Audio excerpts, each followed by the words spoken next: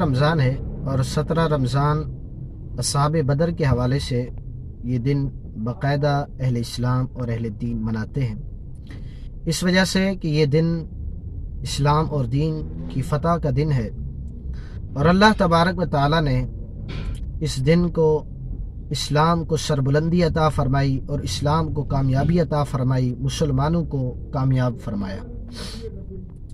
اصحاب بدر کی بات کی جائے تو اصحاب بدر 313 تھے، اور سامنے میں جو مد مقابل تھے، مخالف تھے، مشرکین عرب تھے، وہ تقریباً 1000 کے قریب تھے۔ لیکن اس کے باوجود بھی اصحاب بدر کامیاب ہوئے۔ آخر اس کی کیا وجہ ہے؟ بنیادی اعتبار سے تو بہت سارے اسباب بن سکتے ہیں، لیکن چند اسباب اور چند باتیں بہت ضروری ہیں جن کی بنا پر وہ لوگ کامیاب ہوئے ہیں۔ نمبر 1، ان کا اللہ تبارک و تعالیٰ کی ذات پر توکل اور یقین تھا، اور انہیں صبر تھا اور تقوی پرہیزگاری تھی، اور اللہ تبارک و تعالیٰ پر یقین تھا، جس کی بنا پر وہ کامیاب ہوئے۔